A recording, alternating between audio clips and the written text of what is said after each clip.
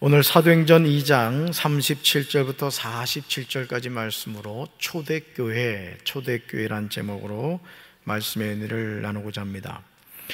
여러분, 이 교회가 언제 생겼느냐라고 했을 때 우리는 이제 오순절 마가의 다락방에 성령의 임재 이후에 교회가 생겼다 이렇게 생각합니다만은, 이번에 부흥의 강사님도 말씀하셨지만은 가정이 교회고 교회가 가정이다 이런 말씀을 하셨습니다. 그리고 사도 바울은 광약교회라는 표현을 하기도 합니다. 그렇지만 우리가 이 가시적으로 나타난 교회의 모습이 우리에게 나타난 것이 바로 이 오순절 성령 강림을 경험한 사도들을 통해서 예루살렘에 이제 초대교회가 세워졌습니다.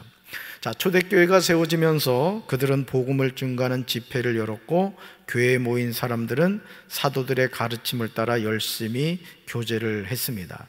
세례받은 사람들은 재산과 물건을 팔아 필요한 사람들에게 나눠주고 날마다 성전에 모여 찬양을 했습니다.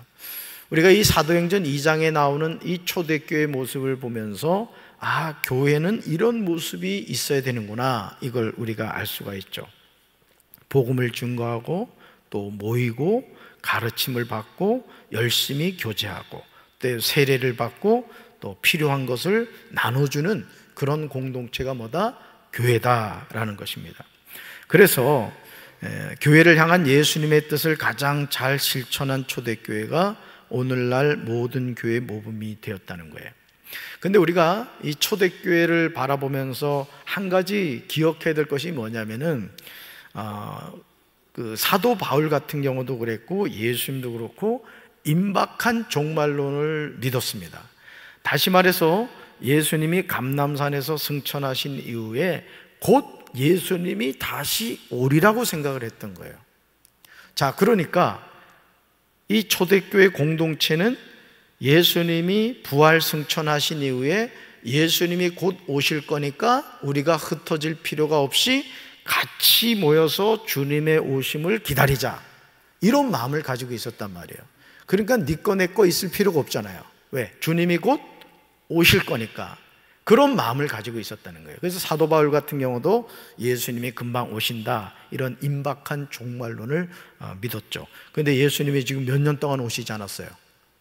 2000년 동안 아직 오시지 않았단 말이죠. 근데 성경을 통해서 보면 이 시간의 관념이 우리에게는 상당히 먼 시간이 지나간 것 같지만은 베드로 사도의 말을 통해서 보면 하루가 1000년 같고 1000년이 하루 같다는 거죠. 그러니까 하나님의 시간의 관점은 우리가 생각하는 2023년, 2024년, 2025년 이런 개념이 아니라는 거예요. 그래서 우리가 이제 그런 관점으로 봐야 된다는 거죠. 자, 질문 볼까요? 초대교회는 어떤 모습이었습니까? 라는 거예요. 초대교회는 어떤 모습이었습니까? 첫째, 같이 읽습니다. 예배 공동체였습니다. 그러니까 교회는 어떤 곳이 되어야 되느냐라고 했을 때 교회의 가장 중요한 역할이 뭐다? 예배 공동체가 되어야 된다라는 거예요. 그러니까 교회가 다른 것으로 부잡스러우면 안 되는 거예요. 교회는 항상 뭐가 중심이 된다? 예배가 중심이 되어야 된다. 사도들이 전하는 복음을 듣고 마음에 찔린 사람들은 그 자리에서 회개를 했다는 것이죠. 그러니까 오늘도 여러분, 우리가 은혜를 받았다는 건 뭐냐? 강단에서 주의 종들을 통해서 하나님의 말씀을 들을 때 우리가 자신의 죄를 깨달을 수 있어야 되는 거예요. 그러면서 저는 죄인입니다, 이걸 깨달아야 된다. 할렐루야. 그게 이제 은혜를 받은 것이라는 거죠. 초대교회 때도 마찬가지라는 거예요. 시퍼런 이 생명의 복음을 전했더니 그들이 자신의 죄를 깨닫고 회개하는 역사가 나타나게 되었습니다. 이렇게 모인 초대교회는 말씀과 가르침에 힘을 쏟았죠. 왜냐하면 이 당시만 해도 아직 성경이 기록되질 않았단 말이죠. 신약 성경이 기록되지 않은 상태였어요. 그렇기 때문에 그들에게, 유대인들에게, 이방인들에게 구약 성경 39권을 통해서 이 성경에서 예언한 메시아가 바로 예수 그리스도다. 우리가 그 예수 그리스도를 통해서 죄 사함 받고 하나님의 자녀가 되고 천국 백성이 되는 것이다. 이것을 말씀을 통해서 가르치는 데 힘을 썼다. 또 뭐가 있었느냐? 서로 교제하고 음식을 나누며 기도하기에 자신들의 삶을 드렸다는 거죠. 그러니까 교회 공동체 안에서 우리가요, 이 식당에서 이 밥을 먹는 것이 뭐 그냥 배고파서 먹는 것도 있겠지만은, 이 식당에서 우리가 밥을 먹으면서 또는 속회에서나 선교에서나 중요한 게 뭐냐? 따릅시다. 교제입니다. 그래서 제가 강단에서 여러분들한테 주일날 식사하실 때 가급적이면 서로 낯선 사람, 잘 모르는 사람에게 이렇게 찾아가서 식사를 하십시오라는 이야기를 하는 것은 이 교제를 통해서 서로 알아가라는 얘기예요. 할렐루야. 그리고 서로 교제하고 음식을 나누며 기도하기에 자신들의 삶을 드렸다는 거예요. 그래서 교회의 중요한 게 뭐냐? 하나님께 예배 드리는 것이고, 그 다음에 또 뭐 하는 것이다? 기도하는 거예요. 그래서 내 집은 만민이 기도하는 집이라 했단 말이죠. 할렐루야. 그래서 우리 교회 곳곳에 성도들이 모여 기도하는 소리가 울려 퍼져야 되는 거예요. 할렐루야. 그래서 교회가 가져야 하는 기본적인 모습은 모이기에 힘쓰며 함께 예배하는 거예요. 따릅시다. 모이기에 힘쓰며 함께 예배하는 것입니다. 아멘. 오늘도 분명히 축제라고 해서 저 지금 밖에서 헤매는 영혼들이 있을 거란 말이에요. 여러분들은 대단한 결심을 하고 온 거야. 오늘이 무슨 축제라면서? 그런데도 여러분들 여기 왔단 말이죠. 그러니까 여러분들을 우리가 어떤 하나님 앞에 모이기를 힘쓰는 게 중요해요. 그래서 교회는 예배를 통해서 십자가를 통한 죄 사함의 은혜와 성령의 열매 맺는 생활을 가르쳐 주어야 되는 거예요. 그래서 예배를 통해서 우리가 하나님을 만나고, 예배를 통하여 자신의 죄인됨을 깨닫고, 예배를 통하여 우리의 영혼이 소송케 되고, 예배를 통하여 살아계신 하나님을 만나게 되는 것이죠. 할렐루야.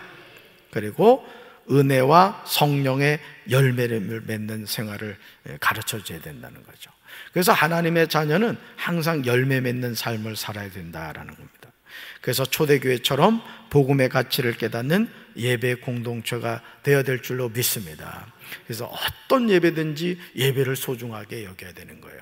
그래서 예배가 내 삶의 가장 우선적인 것이 되고, 그 예배를 드리기 위해서 우리 목회자들 뿐만 아니라 각자의 위치에서 뭐 차량 안내를 한다거나 차량 운행을 한다거나 또 예배 안내를 한다거나 뭐 곳곳에서 자신에게 주어진 사명을 잘 감당함으로써 모든 예배가 하나님께 영광이 되어야 될 줄로 믿습니다.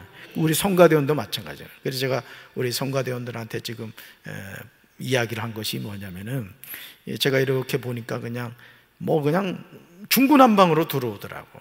그래서 제가 2주 전부터인가요?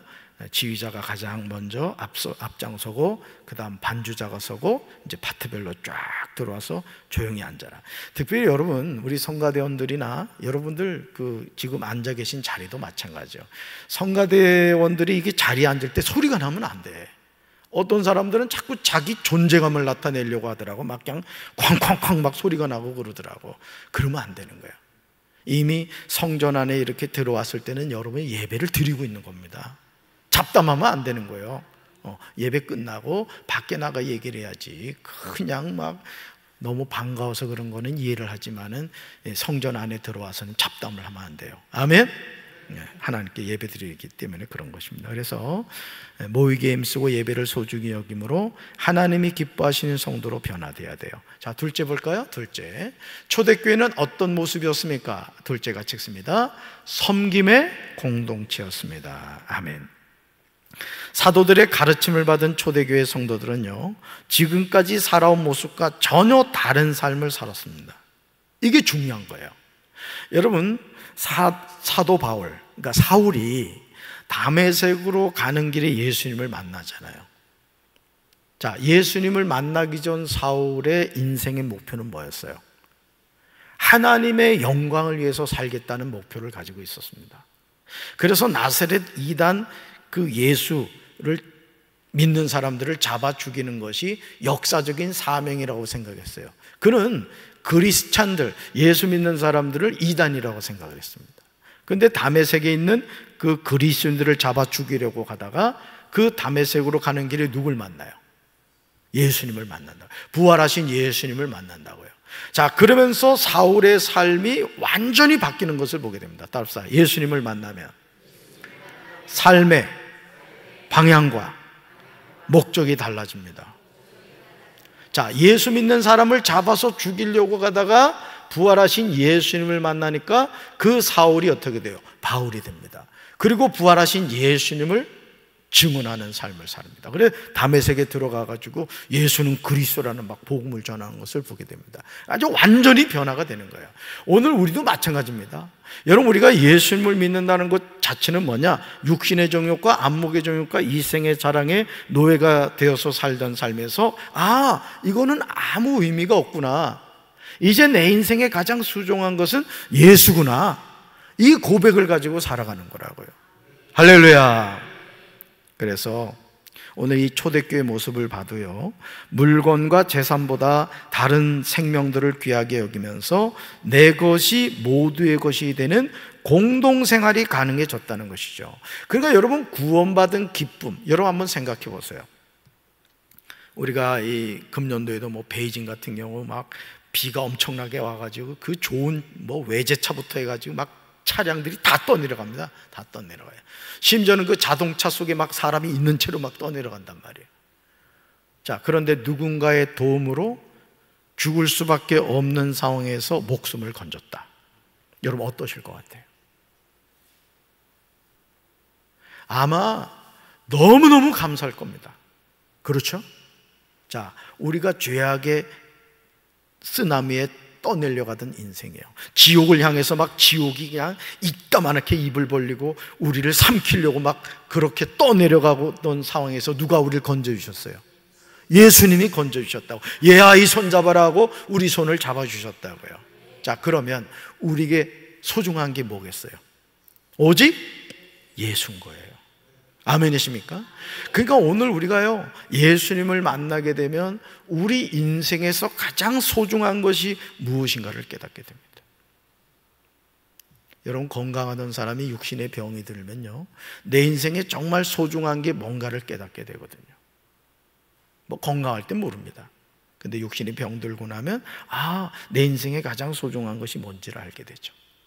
예를 들어 저와 여러분이 이제 한 달 후에 죽는다고 생각해 봅시다. 가장 소중한 게 뭐라고 생각하세요? 그러니까 예수 믿는 사람은요, 항상 임박한 종말론을 믿고 살아가는 거예요. 오늘 이 밤에도 하나님이 나를 불러가실 수 있다.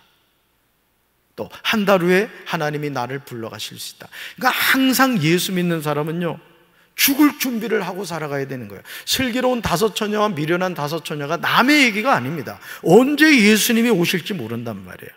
아멘?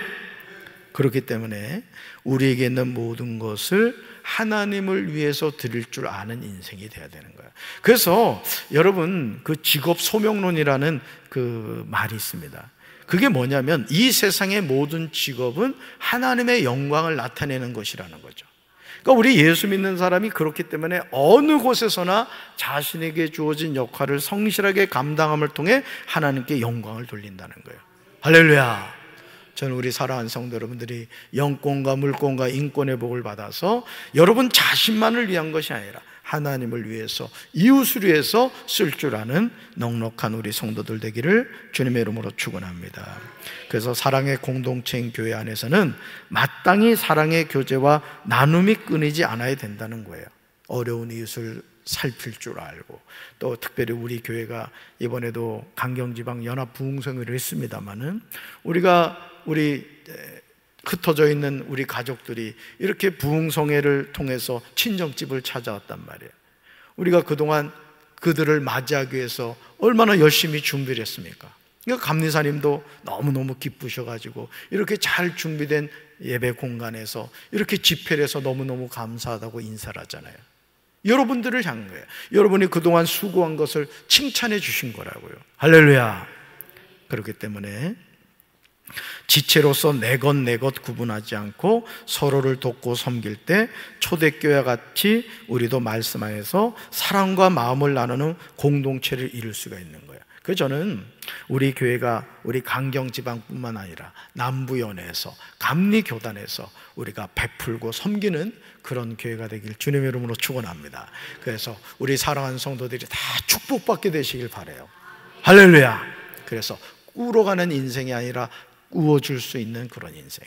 또 여러분, 우리 교회는 벌써 모든 부담금을 다 냈다고 우리 재무부장님이 아주 통이 커가지고 말이야. 어떤 교회는요 아주 그냥 연말이 다 돼서 그냥 막 임박해가지고 내는 교회들이 있어요. 그러면 연회나 본부에서 어떤 사업을 하려면 참 어렵거든요. 지방에서. 우리 교회 같이 이렇게 모범적으로 내는 교회도 드물거든요. 그것도 서로 돕는 거란 말이죠. 서로 도와가는 거예요. 저는 우리 교회가 이런 교회가 되어서 참 어려운 교회, 또 우리 감리교단을 위해서 크게 쓸 줄 아는 우리 성도들과 교회가 되길 주님의 이름으로 축원합니다. 자, 셋째 볼까요? 셋째, 초대교회는 어떤 모습이었습니까? 셋째, 같이 읽습니다. 부흥의 공동체였습니다. 첫째가 뭐였죠? 예배 공동체였고, 두 번째가 섬김의 공동체였고, 셋째가 부흥의 공동체였다는 거죠. 자, 사도들의 설교를 들은 사람들이 뭐라고 탄식하며 눈물을 흘리느냐? 따릅니다. 우리가 이제 어찌해야 합니까? 그러니까 여러분, 하나님의 말씀이 강단에서 선포될 때 가장 1차적으로는 말씀을 통해서 자신의 죄를 깨닫고 회개하는 역사가 나타나야 돼요. 그 다음 반드시 물어야 될 질문이 뭐냐면, 우리가 그러면 어떻게 해야 됩니까? 라고 물어야 되는 거예요. 은혜를 받았다는 것은 뭐냐? 은혜를 받았다는 것은 내가 죄인임을 깨닫는 것으로 끝나면 안 되는 거예요. 반드시 행동을 통해서, 삶을 통해서 나타나야 되는 거예요. 할렐루야. 이게 정말 중요합니다. 행함이 없는 믿음은 죽은 믿음인 거예요. 그래서 우리 교회도 항상 작은 일이든 큰 일이든 자꾸 우리가 나가서, 예를 들어서 우리가 부흥하는 교회가 되어야 됩니다, 성령이 역사하시는 교회가 됩니다 하면은 가만히 있으면 됩니까? 제가 늘 말씀드리지만 교회 주보 한 장이라도 더 들고 가서 아파트 우편함이라도 꽂아 놓는다거나, 또는 내가 첫 번째 만나는 사람에게 내가 전도해야 되겠다, 다른 얘기할 필요 없단 말이에요. 속지는 빼고. 속지는 헌금 내용 이런 거 있으니까 그거 봐봐야 좋을 것도 없어요. 속지는 빼서 폐지로 버리고, 그 겉지는 전도용으로 만든 거란 말이에요. 예수 믿으세요? 하고 전달하란 말이죠. 여러분 생각할 때, 목사님 그런다고 예수 믿어요? 믿습니다. 하나님이 함께 하시면 믿는 거예요. 그러니까 전도라는 것은 전하는 겁니다. 도를 전하는 거예요. 그게 전도인 거예요. 모가지 잡아 끌어다가 오는 게 전도가 아니라고요. 그러니까 오늘 우리가 자꾸 어디까지 생각하냐면, 이 사람을 붙잡아 끌고 와야 되는 게 전도라고 생각하는데 아니요. 그래도 어떤 강사님은 그런 얘기 하더라고. 전도지 주고 얼렁 도망와야 된대. 붙잡히면은 바닥이 드러나서 안 된다는 거지. 그러니까 작은 실천부터 이렇게 이루어질 때 하나님이 함께 하신다는 거죠. 예루살렘 사람들은 설교를 듣고 백성들을 부러워하는 차원을 넘어서 자신들도 복음을 믿고 교회의 일원이 되기를 원했다는 거예요. 결국 어떤 일이 일어나죠? 세례받고 구원받는 사람들이 날마다 늘어났다는 거예요. 오늘도 제가 우리 집사님 가정을, 저쪽 망성 쪽 집사님 가정을 이제 신방을 갔다 왔어요. 몸이 이제 불편하시다 해가지고 신방을 갔다 왔는데, 남편 되시는 분이 알고 보니까 집사님이더라고요. 김동수 집사님. 78세 되셨더라고요. 그 신방 가가지고 대문에다가 교패를 그냥 대문짝만하게 붙여드리고, 처음 뵀어요. 처음. 그래서 전 처음 만난 사람도 되게 친한 척합니다, 제가. 그래서 그냥 금방 막 마음을 녹여버리지 그냥. 그래서 그냥 제가 사진까지 찍어 왔어, 사진까지. 그래서 제가 디모데 교족부에다가 사진도 올려놓고 그랬거든요. 아주 해맑은 미소로 그냥 이렇게 사진을 찍어 왔어요. 그러니까 여러분, 우리가 열린 마음을 가지고 한 영혼의 소중함을 가지고 이렇게 접근하면요, 하나님이 함께 하실 줄로 믿습니다. 그래서 초대교회는요, 양적으로뿐 아니라 질적으로도 부흥하는 교회가 됐다는 거예요. 여러분, 우리 교회 부흥할 줄로 믿습니다. 우리가, 여러분 한번 생각해 봐요. 어떤 일을 할 때도 사람들이 자꾸 와야 돼. 가게를 하더라도 그렇고 뭘 하더라도 사람이 자꾸 와야 된다고. 그러면 나는 우리 성도들이 예를 들어서 내가 어떤 예를 들어 식당을 한다, 또 옷가게를 한다. 그러면 여러분들이 끊임없이 하나님께 지혜를 구하셔야 됩니다. 지혜를.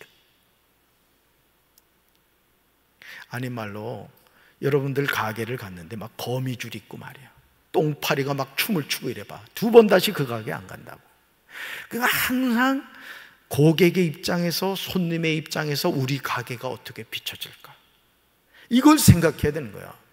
담임 목사로서 저도요, 늘 고민하는 게 그건 거예요. 우리 교회가 믿지 않는 사람에게 어떻게 비춰질 것이냐. 첫인상이 참 중요합니다. 그 되는 가게는 이유가 있는 거예요. 부흥하는 교회는 이유가 있는 거예요. 저는 우리 교회 부흥할 줄로 믿습니다. 누구를 통해서? 저와 여러분을 통해서. 믿습니까? 네. 그래서 양적인 부흥뿐만 아니라 질적인 부흥이 있어야 된다. 순수한 믿음으로 초대교회의 예배와 섬김의 모습을 닮아간다면 그에 따른 성령의 열매로 부흥한다는 거죠. 그래서 여러분, 입에 말이 중요한 거예요. 말이. 네. 자꾸 우리가 믿음의 말을 해야 돼요. 답시다. 우리 교회 부흥합니다. 성령이 역사합니다. 성령의 열매가 맺혀집니다. 할렐루야. 그래서 여러분들이 이 찬양을 부를 때도 말이요, 사흘 피죽도 못 먹은 사람처럼 죽지 못해 박수 치고 이러지 말라고. 박수를 칠 때도 손바닥에 개똥불이 날 때에 착착착 쳐야지 말이. 이 혈액순환도 또 잘 돼서 또 10년은 더 산대요. 뭐든지 그럴 거야, 뭐든지. 이 앞에 나와서 찬양하는 사람들도 말이야, 오늘 우리 담비 보니까 다리를 이렇게 하면서 하니까 얼마나 예쁜지 몰라. 뻣뻣하게 서 있지 말고 말이야, 이 무릎을 살짝 이렇게 해주면 리듬을 탄단 말이야, 리듬을. 그러니까 하나님을 향해서 여러분이 찬양을 할 때도, 기도를 할 때는 쌓인 거 많잖아. 속색이나 남편 생각하면서 죽여 해보라고 그냥 하는 문이 막 열리지. 할렐루야. 뭘 하든지 여러분들이 최선을 다해서 하는 거예요. 최선을. 결과는 누구한테 맡기고? 하나님께 맡기고.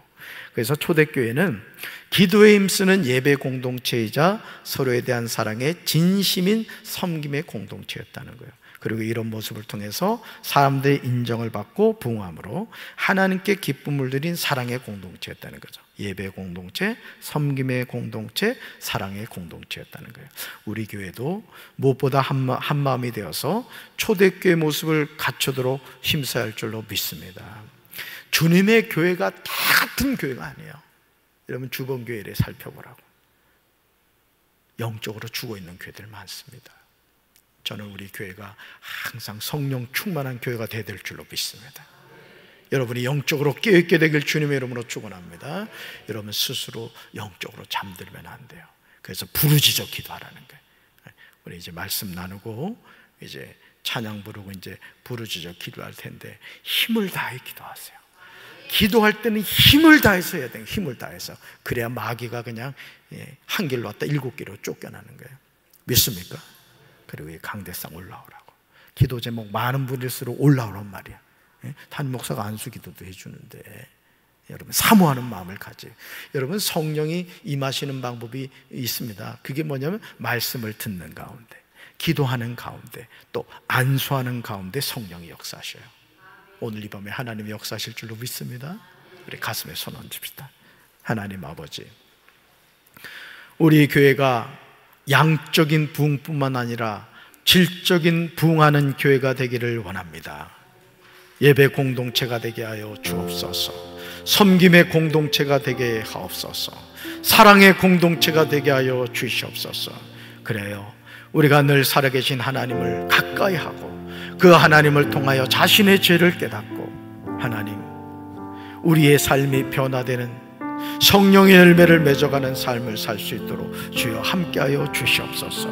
이 밤에 우리가 찬양을 하고 부르짖어 기도할 때 하늘문이 열리게 도와주시옵시고, 우리의 심령이 변화받아 새 사람 되게 도와주시옵시고, 패배주의에 빠져 살아가는 연약한 인생이 아니라 손을 늘어뜨리고 살아가는 인생이 아니라 다시금 영적인 오뚜기가 되어 살아가는 영함을 통하여 새롭게 변화받아 힘을 얻어 능력 있는 하나님의 자녀가 되게 하옵소서. 예수님의 이름으로 간절히 축복하며 기도합니다. 아멘.